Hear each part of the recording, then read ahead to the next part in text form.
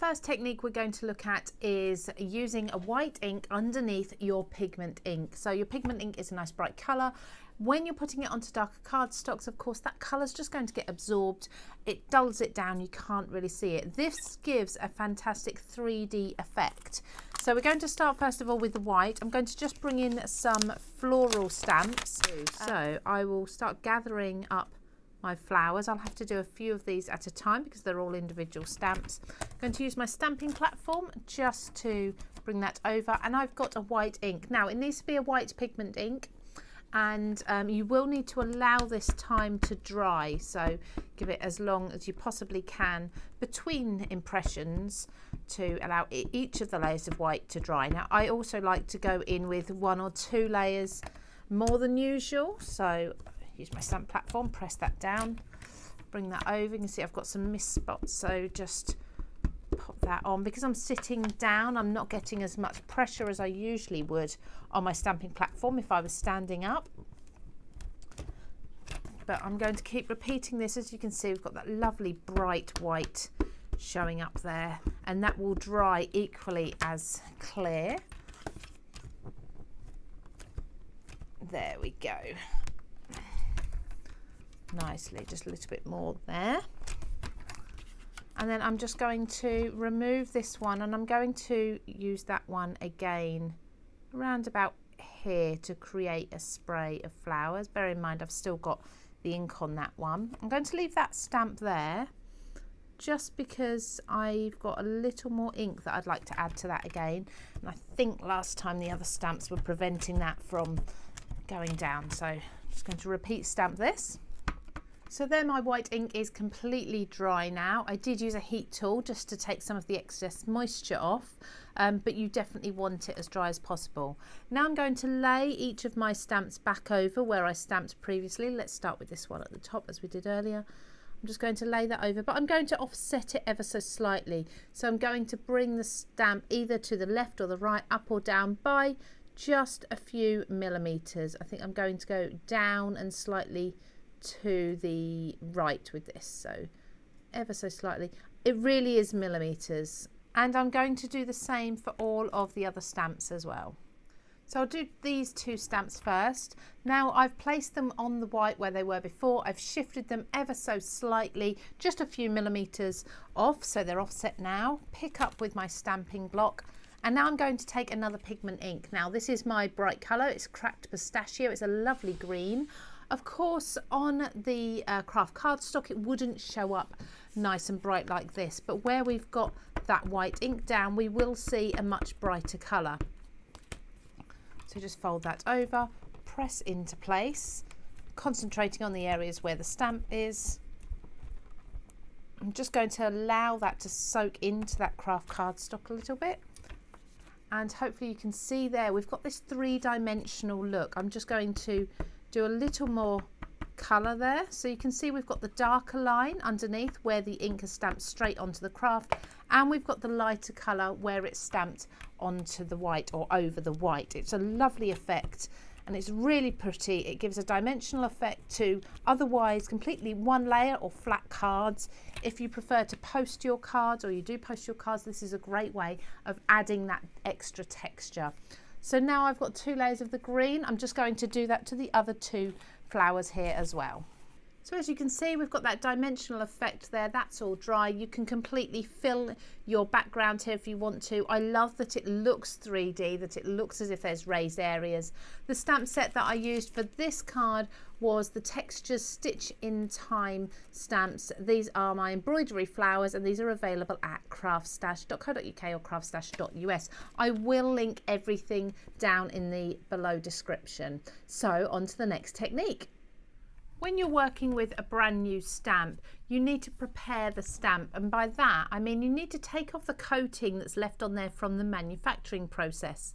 I find the easiest way to do this, and you only need to do it the once when you first get your stamp, is to use a pencil eraser.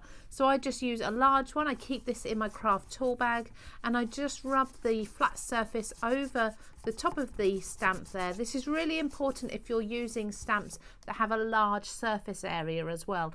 Detail stamps, not so much, but definitely the larger, bulkier stamps need to have this done. If you don't do this, you're going to get pooling on the surface, and then when you go and impress your stamp, you're going to see that pooling in the image. This way, what we can do now is use our ink, and we know that we're going to get a perfect impression every time because the ink's going to be spread nice and evenly over the surface with nothing on there that's going to make that ink pool or separate in any way. The next technique I'm going to show you is called the kiss technique, and you need to start with a solid stamp and you need to have some detail stamps. Ideally background stamps are perfect. This is from Sizzix and these are from the brand of Textures. Now the first thing I'm going to do is I'm going to ink up my solid stamp there. It's just like a brush stroke, a paint swatch. I'm going to ink this up with a Distress Oxide. So just pressing the ink all into the stamp, making sure that I have full coverage on there, and I'm just going to leave that sat on there for a moment because what I'm now going to do is take a VersaFine ink and I'm going to press some fresh black ink into my backgrounds there. That's quite a detailed background stamp, so lifting up my oxide and I'm picking up the black ink from the stamp there and I'm going to press that down onto my paper, and that's going to transfer the yellow of the Distress Oxide and the black of the lace pattern there. So let's just see that once more with a different colour oxide and a different stamp. So let's go with the Speckled Egg Oxide. Again, ink my stamp up. I find that in this room particularly, it's a warm room. My VersaFine does tend to dry on the stamp quite quickly, so I do apply this just before I'm about to do the kiss technique. So there's my speckled egg going into the newsprint side of this butterfly, so you can see it on there, and then stamp that directly into there, and that should all lift off and leave you with your newsprint effect. Now let's try that with an even larger stamp. I'm going to use a larger block for this stamp. It's a large word birthday. It's almost solid besides some lines between the words. So we're going to see what this looks like. I want to use milled lavender for this. I'm just pressing that down into the word birthday as much as possible. There we go, making sure every area is covered. And then I've got a Textures Jack Frost stamp here. This is one that's all text and distressed background. There are a few little snowflakes and circles and such in there. There we go, so fresh ink all round. Bringing the birthday over to the Jack Frost background stamp, pressing that down. You need to be careful because of course the two inks together, they do get a little bit slippery, so don't go sliding it across or you do lose the effect of that detail. Just move my magnets out of the way here and press this down onto my paper. Now I'm using my stamping block just as a way of clinging my background stamps, but you don't need to use it. This is much easier to do without a platform, just with an acrylic block or a portable stamping block. There we go. So carefully lift that up and you can see we've got the text. I missed a little bit there. I'd stand up and press that harder, but we've got the text into the background of the birthday word. The technique that I love doing is stamping using different colour inks. Now you can do that with ink pads, but because of the size of most ink pads, it's very difficult to get any detail in there. And that's where your pens come in. So any water-based ink pens you can use to colour in your stamps for a beautiful effect. So I'm going to use Karen markers because these are water-based. They have a lovely juicy nib to them, lots and lots of ink in there. So I'm going to use these to colour my stamp, just two colours. So I've got a floral stamp here and I'm going to go over with the blue, keeping the nib flat against the stamp rather than pressing the point in, and I'm just going to brush over the surface of the stamp there. I don't mind if some of my ink goes into lower further into the stamp because they're not the pieces that's going to touch the surface of the paper. It's just those raised areas you need to make sure you've got ink on. With these as well, you need to make sure this is a water-based ink and not an alcohol pen. If you use an alcohol pen, the alcohol ink will dry on the surface of the stamp before you even get a chance to stamp it. You won't get the same sort of effect. Well, you probably won't get much effect at all. But with these, because they're water-based, they're not going to dry on the surface of the stamp, so you've got lots of time to do your colouring in. Now, it's a good idea to make sure, unlike me, that you've got a clean stamp when you're doing this, so you can clearly see whereabouts your ink's going, and maybe put a little bit of white paper underneath as well, so that you can see whereabouts that ink is and whether or not you're happy with the effect. So just finishing going over. I am overlapping some areas. I'm not being too fussy with this. I'm not being precise at all. I'm just really, I've picked out the flowers in the blue with the blue pen, and now I'm going over the rest of the image here with the green, just picking out the leaves, and there's some script and some swirls in there as well that I'm grabbing, so making sure I've got all the rest of the image. Now, because I'm using a stamping platform, if I've missed any parts, of course I can easily come back and re-ink and re-stamp. So let's first of all just transfer this once and make sure that we're happy with the image that we've got and where all the colours are. There we go, just press down a little bit harder in the centre of those flowers. Lovely, so we've got a coloured image there already. Now that gives a very watercolour look, but you can enhance that by just spritzing very lightly the surface of your stamp, still with that ink on there, and you can press it back into this detail. That's only going to enhance the look, make it look more of a watercolour theme. Look at that, much brighter, much darker.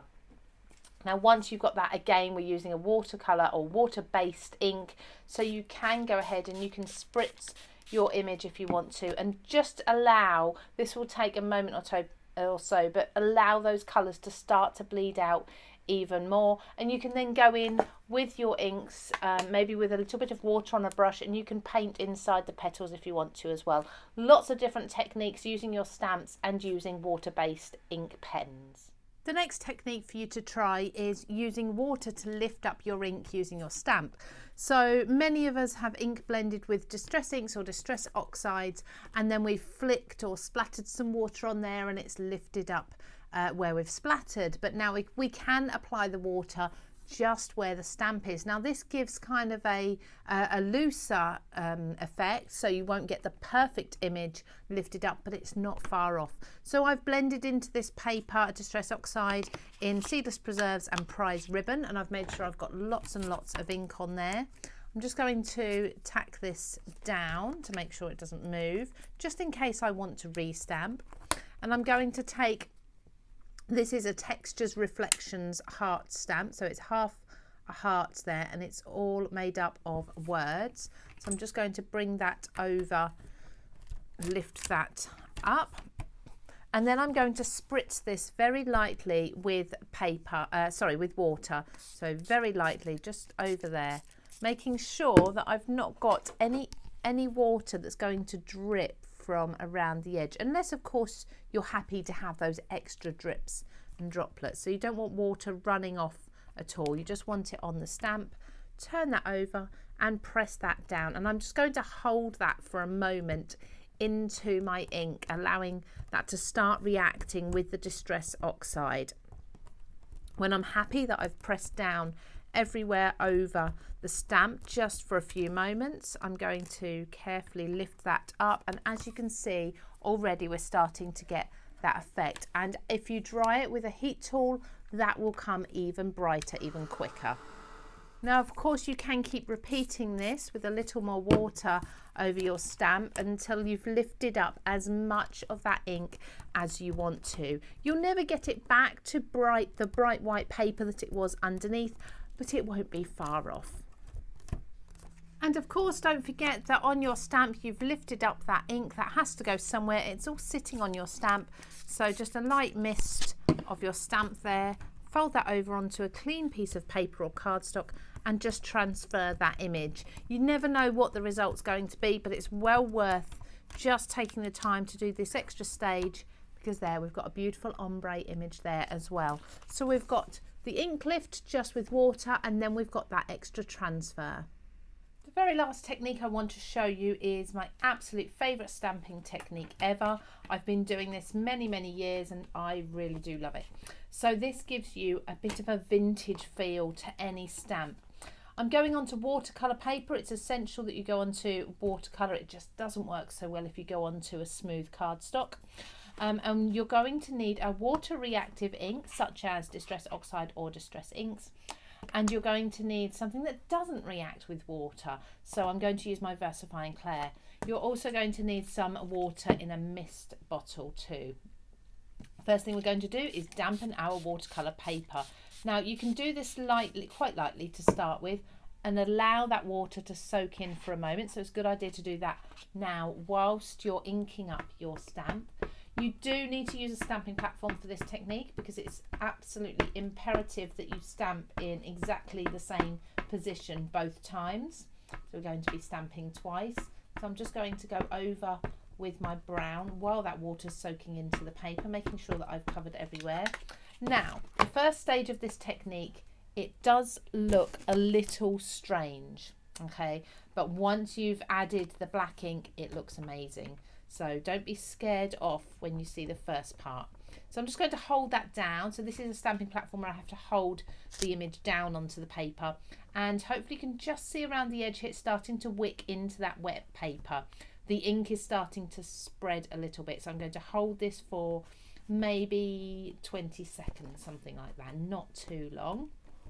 And then lift that up, and you can see we've got quite a blurry image of the florals in the brown, but you can still make out that it is a floral spray. I'm just cleaning up with an old piece of cloth. I'm just cleaning up my ink pad there, or my stamp there, and I'm going to use my heat gun and I'm just going to dry this off. There we go, the main part of the image is dry. There's a little bit of water still on my stamping platform, but I'm not worried about that as long as it's not on the paper. So now I come in with my pigment ink. This is not going to react with the water, this one, because it's a VersaFine. There's others on the market. Something like Memento would work just as well. You want something that's quite juicy if you're doing a large stamp, to make sure it doesn't dry. But again, using a stamping platform, if you miss an area with your ink, or of course if it dries before you get a chance to transfer the whole image, you can go in and add a little more ink and restamp in exactly the same place. There we go. So look at that. It's absolutely beautiful. Let me lift that up for you. So you can see the detail. It's stunning. It's such a nice effect. Looks as if it's been burnt into wood. If you were to find a watercolour paper that's maybe got a slight tan colour or more of a yellowy colour to it, so maybe more of a natural cotton watercolour paper, you'd be able to really get that look of pyrography in there. It's absolutely beautiful, and hopefully these tips and techniques will help you on your way to becoming an even better